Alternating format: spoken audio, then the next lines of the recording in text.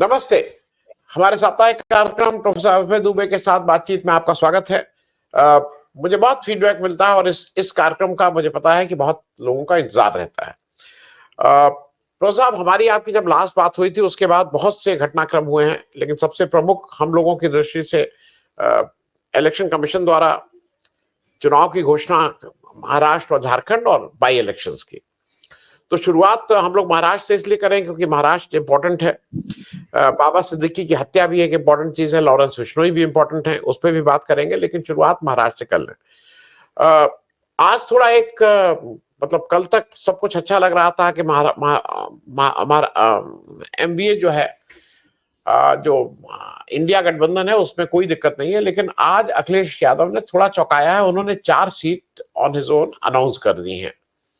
अब वो गए हुए हैं महाराष्ट्र, ठीक भी है, वो थोड़ा प्रेशर भी, टैक्टिस भी हो सकती है, क्योंकि उनकी कोई डिमांड बहुत अनरीजनेबल नहीं थी, ऐसा मुझे लग रहा था। वो 12 सीट मांग रहे थे, 2 उनके सिटिंग विधायक हैं, और शायद जैसा लोग कह रहे थे वो 7-8 सीट पे मान भी जाएंगे। तो मेरे ख्याल में अंतोगत्वा सारा मामला सेटल हो जाएगा। और जैसा शरद पवार साहब ने कहा है कि करीब 260 सीटों पे फाइनलाइजेशन हो गया है, माफ कीजिएगा, 260 सीटों पे फाइनलाइज हो गए हैं उम्मीदवार।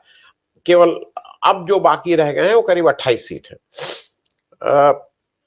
इसके सामने जब एनडीए की बात करें तो वहां तो बहुत ही क्लैरिटी, बिल्कुल कुछ नहीं है। अजीत पवार का अलग राग है, शिंदे साहब अलग अपना राग कर रहे हैं, इन सबके बीच बीजेपी की दादागिरी है।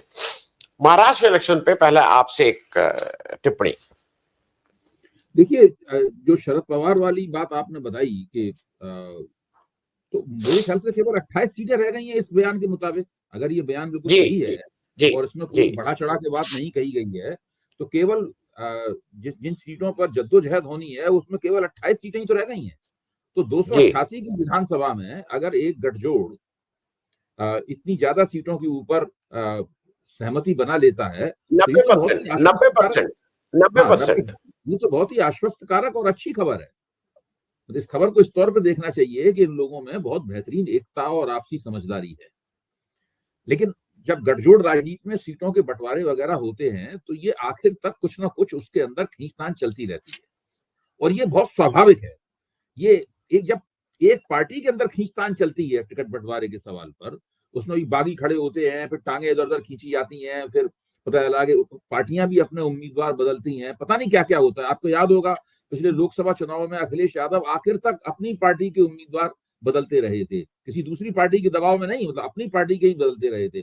सब जगह ऐसा होता है। बाकियों को तो ये सब चलता है इसमें। लेकिन अगर 3 पार्टियों के गठजोड़, और तीनों पार्टियां महत्वाकांक्षी पार्टियां हैं, 3 पार्टियों के गठजोड़ में अगर 90% सीटों के ऊपर आम सहमति बन गई है और उम्मीदवारों के नाम भी तय हो गए, मतलब शरद पवार का वक्तव्य ये बताता है कि न केवल ये तय हुआ है कि कौन कितनी सीटें लड़ेगा, बल्कि ये भी तय हो गया है कि किस सीट पर कौन सा उम्मीदवार खड़ा होगा। अगर इतना सब तय हो गया है तो फिर तो देखा जाए तो उनकी रणनीति पूरी तरीके से अपनी जगह है मौजूद, और ठीक से काम कर रही है। इस तरह की खबर तो महायुति से आई नहीं है। महायुति तो जी अभी इसी प्रक्रिया में, महायुति की तो सिर के ऊपर अमित शाह की वो एक धमकी भरी नसीहत लटक रही है, जिसमें अमित शाह ने कहा था कि हम त्याग करना जानते हैं, आप लोग भी त्याग करना सीखिए। जी हम त्याग करने के लिए तैयार हैं, आप लोग भी त्याग करना सीखिए। तो वो त्याग करने वाली नसीहत एक तरह की धमकी है कि आप लोग हमारी बात समझ लीजिए, वरना हम आपको देख लेंगे। इस तरह की स्थिति है। दूसरे, भारतीय जी जनता पार्टी चाहती है कि किसी तरीके से इस गठजोड़ में उसका हाथ ऊपर रहे, क्योंकि सबसे ज्यादा इस देखा जाए तो पिछले 2 साल में महाराष्ट्र में अपनी राजनीतिक गोटी लाल करने के लिए भाजपा ने जो तोड़फोड़ मचाई, जिससे महाराष्ट्र की राजनीति खंड खंड में टूट गई, कई टुकड़े हो गए महाराष्ट्र की राजनीति के। दुर्भाग्य से भाजपा को ही सबसे ज्यादा उसका नुकसान हुआ। दूसरों को नुकसान पहुंचाने के लिए उन्होंने जो हथकंडे अपनाए थे, वो हथकंडे उल्टे उन्हीं के गले आ पड़े, और सबसे ज्यादा उन्हीं को नुकसान हुआ। आज उस नुकसान से निकलने की, और लोकसभा चुनाव में वो उसका खामियाजा उठा चुके हैं, आज उस नुकसान से निकलने की भाजपा कोशिश कर रही है। भाजपा की कोशिश ये है कि ज्यादा सीटों के ऊपर वो चुनाव लड़े और अधिकतम सीटें चुनाव जीते, ताकि अजित पवार और एकनाथ शिंदे की जो महत्वाकांक्षाएं हैं, वो महत्वाकांक्षाएं उनके भाजपा के चुनावी प्रदर्शन के मुकाबले बौनी साबित हों और अंततः भाजपा को फिर से मुख्यमंत्री का पद प्राप्त हो जाए और उनके प्रमुख नेता देवेंद्र फडणवीस को फिर से मुख्यमंत्री बना दिया जाए। जो आज जो मुख्यमंत्री हैं वो उप मुख्यमंत्री बन जाए या कुछ और बन जाए या उनको कहीं राज्यपाल वगैरह बना दिया जाए, मतलब कुछ भी हो, कुछ किसी भी तरीके से उस पूरे मामले को समायोजित किया सकता है। और इस भाजपा की इस तिकड़म को शिंदे साहब भी पहचान रहे हैं और अजित पवार भी पहचान रहे हैं। अजित पवार के अंदर इतनी क्षमता नहीं है, उनका जनाधार इतना विस्तृत नहीं है कि वो भाजपा की इस तिकड़म का मुकाबला कर पाए, इसलिए वो काफी अलगाव में पड़े हुए दिखाई पड़ते हैं। और शिंदे ने अपनी अजित पवार के प्रति उनकी जो गहरी नापसंद है वो जाहिर भी कर दी है। शिंदे ने इस आदमी के साथ बैठने से उबकाई आती है, ये उनका कथन है उनका। दूसरी तरफ अब केवल एकनाथ शिंदे ही रह गए हैं जो भारतीय जनता पार्टी को तुर्की बतुर्की जवाब दे सकते हैं। तो एक तरह से देखा जाए महायुति में प्रतियोगिता भाजपा बनाम फडणवीस बनाम शिंदे की प्रतियोगिता है। इस तरह की प्रतियोगिता महाविकास आघाड़ी में हमें नहीं दिखाई पड़ती है। हो वहां भी सकती है, मैं ये नहीं कह रहा हूं। एक तो कांग्रेस के पास मुख्यमंत्री पद का कोई चेहरा नहीं है स्पष्ट रूप से। कांग्रेस एक तरह से सबसे बड़ी पार्टी है और लोकसभा में उसने साबित किया है, उसका स्ट्राइक रेट करीब 75-80% कांग्रेस का स्ट्राइक रेट था। सबसे छोटी पार्टी शरद पवार की राष्ट्रवादी कांग्रेस है, उसके बाद उद्धव ठाकरे की पार्टी का नंबर आता है। लेकिन इस महाविकास आघाड़ी में मुख्यमंत्री पद का एक ही चेहरा है और वो है उद्धव ठाकरे का चेहरा, क्योंकि वही मुख्यमंत्री थे। उन्हीं को मुख्यमंत्री पद से हटाने के लिए ही भाजपा ने इतना तमाम प्रपंच रचा था, जो इस वक्त भाजपा के गले में ही पत्थर के समान पत्थर बन के लटका हुआ है। तो वहां पे ये स्थिति है। मुझे लगता है कि रणनीतिक लिहाज से और आपसी समन्वय के लिहाज से महाविकास आघाड़ी इस वक्त महायुति से आगे है।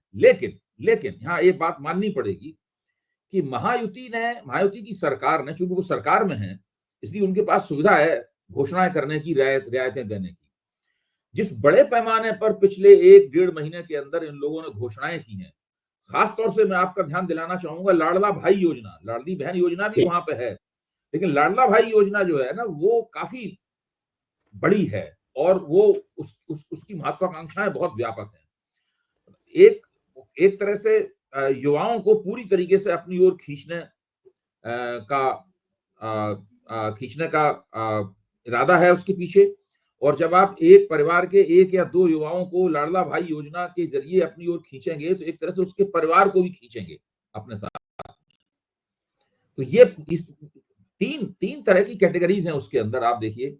यानी जो बच्चा, जो नौजवान 12वीं पास कर रहा है उसको शायद 6-8 हजार रुपए महीने देंगे, जो 6,000 रुपए महीने देंगे। जो बच्चा डिप्लोमा कर रहा है उसको 8,000 रुपए महीने देंगे। जो बच्चा स्नातक परीक्षा कर रहा है उसको और भी ज्यादा 10 या 11-12 हजार रुपए देंगे। ये एक बहुत बड़ा खर्चा है जो सरकार ने अपने ऊपर कर लिया है।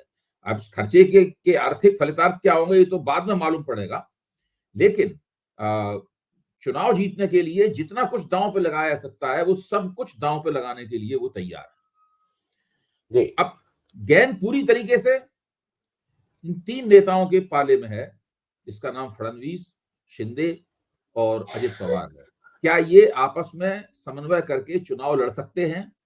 क्या इनकी आपसी फूट जारी रहेगी या ये लोग ठीक से चुनाव लड़ेंगे और महाविकास आघाड़ी ने परिवर्तन का जो नारा दिया है उस नारे के मुकाबले कामयाबी हासिल करेंगे? जी तो साहब, अब जरा झारखंड की बात इसलिए कर लें कि झारखंड में बीजेपी ने बहुत तत्परता दिखाई। पिछली बार बीजेपी अकेले इलेक्शन लड़ी थी, 81 में 25 सीट जीती थी। इस बार उसने AJSU all Jharkhand student union के साथ समझौता किया। जेडीयू और लोक जनशक्ति पार्टी चिराग पासवान को भी ले आई है। 68 सीट पे खुद लड़ रहे हैं, 68, 10 एजेएसयू, 2 जेडीयू और 1 एलजेपी। मैं इसमें एक चीज और इंगित कर दूं, दर्शकों को बता दूं, एजेएसयू को लाने का एक बड़ा कारण यह है कि उनके जो लीडर है सुदेश महतो का एक, अभी पिछले इलेक्शन में हमने देखा पिछले 1-1.5 साल से वहां एक जयराम महतो नाम के एक बड़े लीडर एकदम से उभरे हैं और महतो एग्जैक्टली नहीं होते हैं, लेकिन कुर्मी ही बिरादरी के आसपास के एक सब कास्ट है, उसी की बिरादरी में है। तो वहां पे इनको ये था कि कहीं अगर जयराम महतो जो वोट इधर उधर बिखरेंगे, तो इसलिए शायद एजेएसयू के साथ इनको समझौता करना जरूरी था। तो वहां इनका बिल्कुल ठीक है। लेकिन वहां पे अभी चंपई सोरेन का क्या रोल होगा, उनके लड़के को टिकट ही तक सीमित रहेगा या उसको यूज करेंगे। और इधर हेमंत सोरेन और उनकी पत्नी का भी आजकल बड़ा नाम है कि उनकी पत्नी चूंकि मूल रूप से उड़ीसा की रहने वाली है, वहां की मतलब ट्राइबल है, तो उनका भी बहुत प्रमुखता से नाम आ रहा है कि उन्होंने भी एक नए तरह के जन जागरण करना शुरू किया है वहां।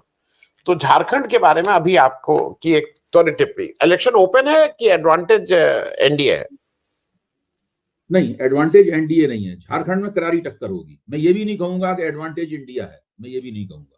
झारखंड एकमात्र ऐसा राज्य है जहां पे बहुत करारी टक्कर होगी, और सब कुछ इस बात पर निर्भर करेगा कि आदिवासी किसको अपना नेता मानते हैं। अगर आदिवासियों ने पूरा विश्वास हेमंत सोरेन में जताया, तब फिर वहां पर राष्ट्रीय जनता दल भी चुनाव लड़ रहा है, कांग्रेस भी चुनाव लड़ रही है, ये सब दोनों झारखंड मुक्ति मोर्चे के साथ में जुड़े हुए हैं, और इन लोगों के बीच में कोई आपसी विवाद नहीं है, सीटों के बंटवारे को लेकर किसी किस्म का कोई संकट नहीं है। अगर हेमंत सोरेन और कल्पना सोरेन ये दोनों मिलकर आदिवासियों का बड़ा समर्थन जीत सकते हैं, तो झारखंड मुक्ति मोर्चे कांग्रेस और राष्ट्रीय जनता दल की मदद से चुनाव जीतने में उन्हें मुश्किल नहीं होनी चाहिए। लेकिन ये एक सवाल है, क्योंकि भारतीय जनता पार्टी भी आदिवासी वोटों की बड़ी प्रबल दावेदार है। न केवल यहां है, बल्कि दूसरे प्रांतों में भी भारतीय जनता पार्टी आदिवासी वोटों की प्रबल दावेदार है। उसके पास भी आदिवासी चेहरे हैं। ये अलग बात है कि उनका जो सबसे बड़ा आदिवासी चेहरा है बाबूलाल मरांडी, वो खुद संगठन में लोकप्रिय नहीं है, और भाजपा भी बाबूलाल मरांडी को मंचस्थ नहीं करना चाहती, मंच पर आगे नहीं बैठाना चाहती। कम से कम अभी तक इस प्रकार का कोई संकेत प्राप्त नहीं हुआ। मरांडी भाजपा छोड़ चुके हैं, छोड़ के वापस आ चुके हैं, तो उनका वो नेता के तौर पर उनकी व्यक्तिगत रूप से प्रतिष्ठा है, लेकिन वो संगठन में इसको जेल करना कहते हैं, उस तरीके से वो जेल नहीं हो पाए हैं। यहाँ तक कि वो दूसरे लोगों को तिरस्कार से देखने के आदी भी हैं। तो ऐसा व्यक्ति जो होता है वो संगठन में बहुत लोकप्रिय नहीं होता है। दूसरे अर्जुन मुंडा जो नेता थे, वो अभी लोकसभा चुनाव हार गए, तो उनकी उनका रुतबा थोड़ा, उनके रुतबे का पूरी तरह राजनीतिक प्रतिष्ठा का क्षय हुआ है अर्जुन मुंडा का। तो भाजपा के पास हेमंत सोरेन के मुकाबले का कोई चेहरा है नहीं। तो जो इंडिया गठबंधन है उसका एक सकारात्मक पहलू यह है कि उसके पास स्पष्ट रूप से मुख्यमंत्री पद का एक चेहरा है, जो युवा है, सक्रिय है, जिसको सताया गया है पिछले दिनों जांच एजेंसियों द्वारा, और आदिवासी समाज को आंदोलित करने में वो समर्थ है। आदिवासी समाज में उसकी प्रतिष्ठा है, उसके पास शिबू सोरेन की विरासत है, और उनकी पत्नी भी राजनीतिक रूप से सक्रिय है, वो महिलाओं में लगातार जा रही हैं। कितना असर क्या होगा ये आगे जाके पता चलेगा। लेकिन जिस तरह का उनकी शख्सियत है कल्पना सोरेन की, उससे लगता है कि कुछ ना कुछ वो महिला वोटरों में, खासतौर से आदिवासी महिला वोटरों में कुछ ना कुछ लोकप्रिय जरूर होंगी। तो इस लिहाज से अभी पहली नजर में जो इंडिया गठबंधन है वो अच्छी तरीके से लड़ते हुए नजर आ रहा है। लेकिन इसका मतलब ये नहीं है कि भारतीय जनता पार्टी अच्छा चुनाव नहीं लड़ेगी। भारतीय जनता पार्टी भी अच्छा चुनाव लड़ेगी। नरेंद्र मोदी और अमित शाह दोनों को झारखंड पे बहुत भरोसा है। वो लोग हरियाणा चुनाव के दौरान भी झारखंड का दौरा वगैरह करते रहे हैं। उन्होंने हरियाणा से ज्यादा फोकस उनका झारखंड पर रहा है, क्योंकि उन्हें उम्मीद है कि शायद वोट प्रतिशत की जो चुनाव आयोग द्वारा किया जाने वाला जो हेरफेर है, बिना इस हेरफेर के ही वो झारखंड जीत जाए, जैसे हेरफेर के जरिए उन्होंने हरियाणा जीता है। जी, मेरा लेकिन थोड़ा मैं एक अलग ढंग से इसको देख रहा हूँ प्रोफेसर साहब। जो इतना ज्यादा झारखंड जा रहे हैं उसका एक बड़ा कारण गोड्डा का अडानी जी का प्लांट है, क्योंकि ये इंडिया गठबंधन बार बार सार्वजनिक रूप से कह चुकी है कि अगर हम लोग आएंगे फिर से तो उसके बारे में काफी चीजें जांच में आ सकती हैं। और खास करके अब जब बांग्लादेश से उनका खत्म हो गया है, इंडिया में जबरदस्ती दे रहे हैं, ऐसे बहुत से प्रश्न हैं। तो मुझे ऐसा लगता है कि मूल रूप से झारखंड उनके लिए शायद महाराष्ट्र से भी ज्यादा है, क्योंकि यहाँ पे अगर कुछ होता है तो अडानी जी डायरेक्टली अफेक्टेड होंगे।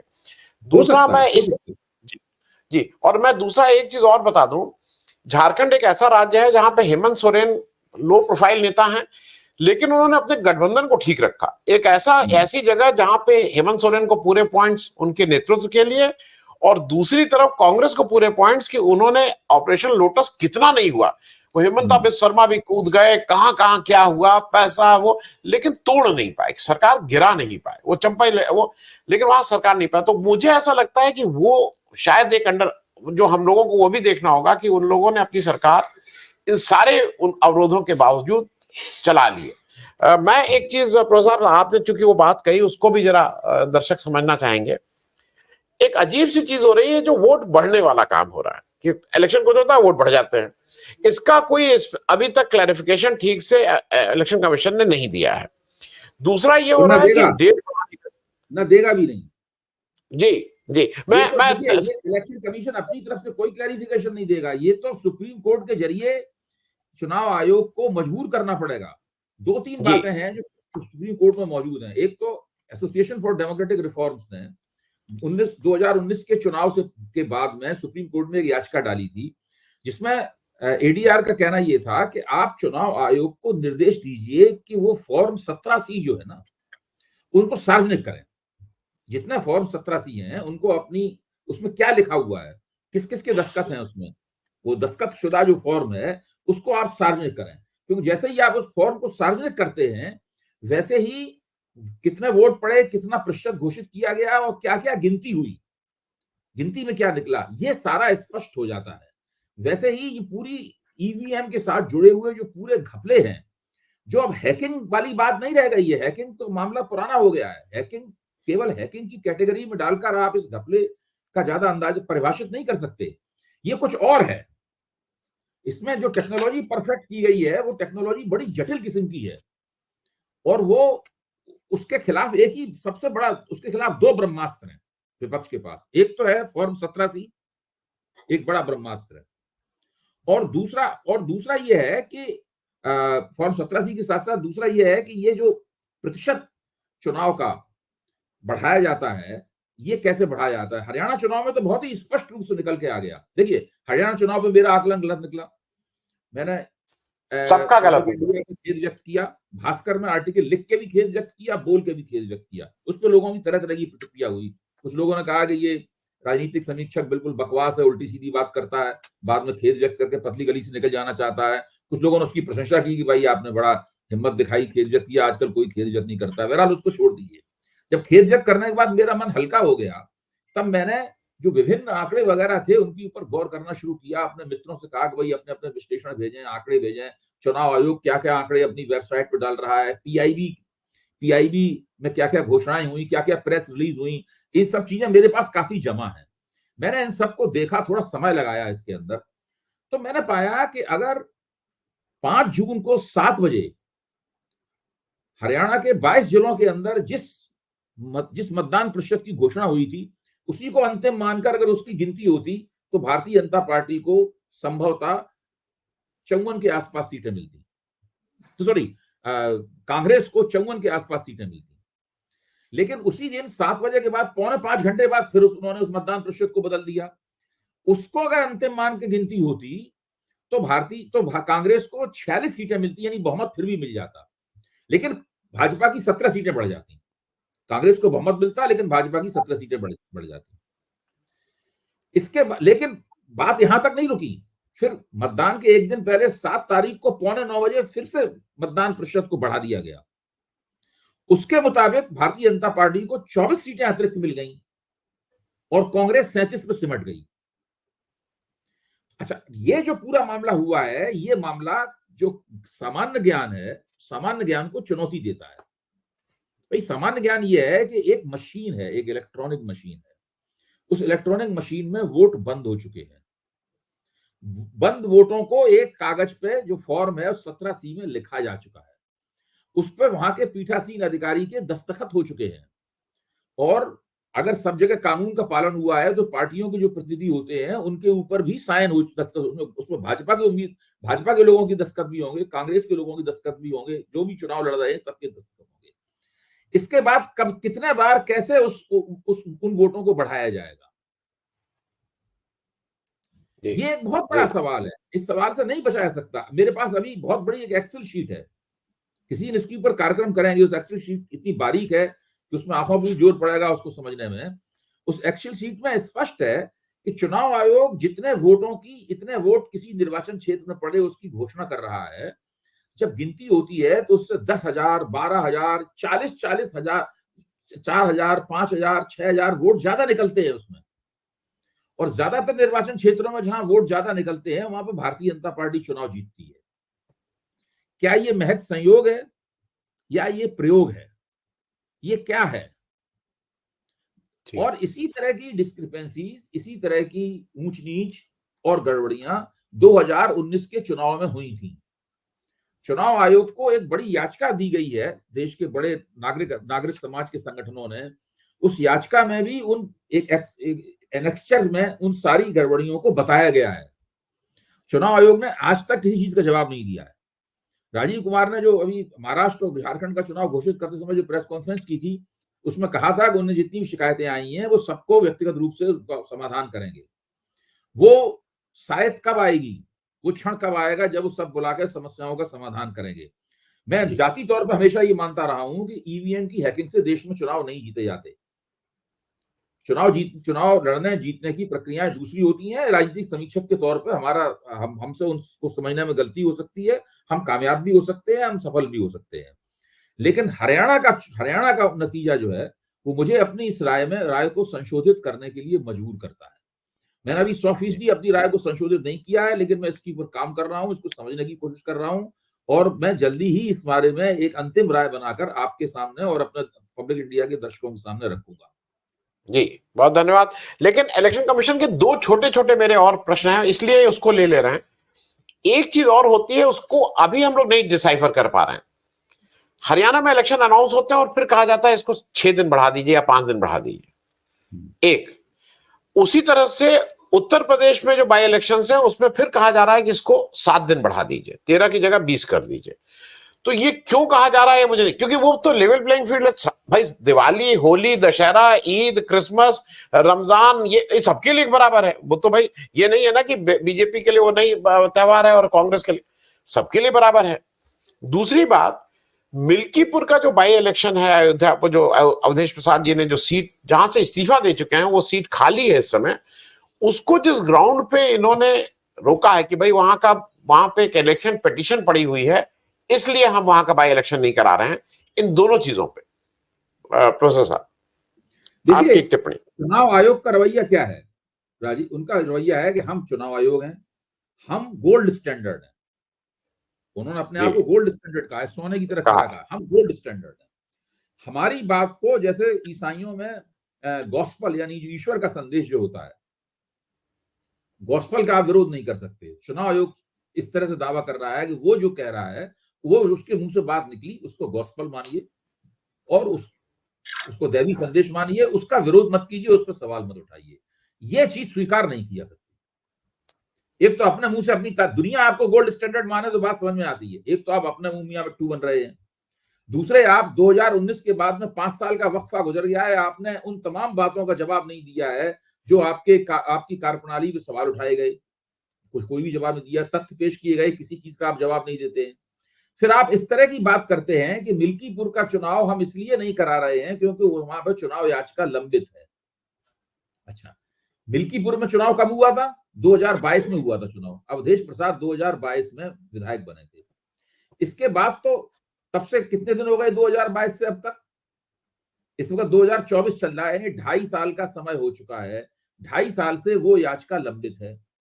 दूसरे, जिस व्यक्ति के खिलाफ वो याचिका है, वो व्यक्ति, उस व्यक्ति ने पहले से ही विधायक पद से इस्तीफा दे दिया है, वो एमपी बन गया है, उसने एमपी की शपथ भी ले ली है। अब वो तो एक तरह से देखा जाए तो वो जो चुनाव याचिका है, वो उसका कोई भी अदालत उसको कोई भी फैसला करे, उसमें कुछ उसका कोई मतलब निकलने वाला नहीं है। एक इस तरह की याचिका के ऊपर का बहाना लेकर आज तक कभी मैंने नहीं सुना कि अगर कहीं पे याचिका लंबित है तो आप वहां पर उपचुनाव की घोषणा करें। क्या अदालत से पूछ लिया है राजीव कुमार ने कि भाई आप कब दे देंगे इसका फैसला? मान लो 1 साल तक अगर अदालत का फैसला नहीं आया तो क्या 1 साल तक मिल्कीपुर अपने विधानसभा में अपने प्रतिनिधि का इंतजार करता रहेगा? ये बहुत गड़बड़ मामला है, ये बहुत ही गड़बड़ तर्क है। इसी तरह के गड़बड़ तर्क वो लगातार दे रहे हैं। जैसे कि जब गिनती में गड़बड़ी होती है, ऊंच नीच होती है, तब एक अजीब तरह का तर्क वो अदालत में चुनाव आयोग की तरफ दिया जाता है कि भाई ये तो 2%, 1.5 या 2% की हेरफेर है, इससे तो चुनाव नतीजे पे कोई असर नहीं पड़ता। इस तरह का प्लस माइनस, आप ओपिनियन पोल कर रहे हैं क्या? आप चुनाव की गिनती कर रहे हैं भाई, आप पढ़ चुके वोटों की गिनती कर रहे हैं, उन वोटों की जो कि मशीन में दर्ज हैं। अगर मशीन में बटन दबाए तो मशीन दिखाती है कि इसके अंदर इतने वोट हैं, आप उनकी गिनती कर रहे हैं। तो मैं जानना ये चाहता हूं कि ये कोई ओपिनियन पोल करने वाली एजेंसी नहीं है चुनाव आयोग, जो कहती है कि हमारे इस ओपिनियन पोल में 3+ और 3- या 5+ और 5- की एरर की गुंजाइश है।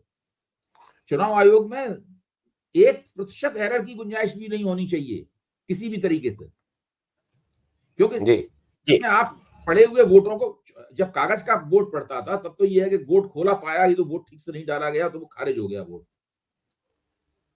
जो ईवीएम में तो इसकी संभावना भी नहीं है। ईवीएम में जो वोट खारिज हो गया वो खारिज हो गया, जो पड़ा है वो पड़ा है, वो बदल ही नहीं सकता। मैं सिर्फ प्रो साहब इतना और जोड़ दूं लोगों की जानकारी के लिए कि जो इलेक्शन पिटीशन हुई है उसका ग्राउंड ये है कि अवधेश प्रसाद जी ने जो अपना हलफनामा एफिडेविट दिया उसको नोटराइज कराते समय उस नोटरी का लाइसेंस उस दिन रिन्यूअल नहीं हुआ था। मतलब अगर भाई हम और आप भी नोटरी कराते हैं, हम किसी का सर्टिफिकेट लेते हैं, क्या करना है तो उसका चालान करो, वही वो कचहरी के अंदर रख के अगर नोटरी कर रहा है तो उसका चालान करो। खैर, मैं दूसरे विषय पे, तकनीकी किस्म का मसला है, लेकिन फिर भी जो याचिका है वो याचिका है। अदालत ने उसको विचारार्थ स्वीकृत कर लिया है, अदालत ने उसको विचारार्थ इनकार नहीं किया कि भाई इसको विचार नहीं करेंगे, है? इसके बाद लेकिन आप चुनाव कैसे रोक सकते हैं? दिल्कीपुर को अपना जनप्रतिनिधि चाहिए, सवाल इस बात का। डेमोक्रेसी है किस लिए? जनता अपने जनप्रतिनिधि की मांग कर रही है। बहुत बहुत धन्यवाद अभय भाई बात करने के लिए। Thank you so much for joining. बहुत बहुत धन्यवाद।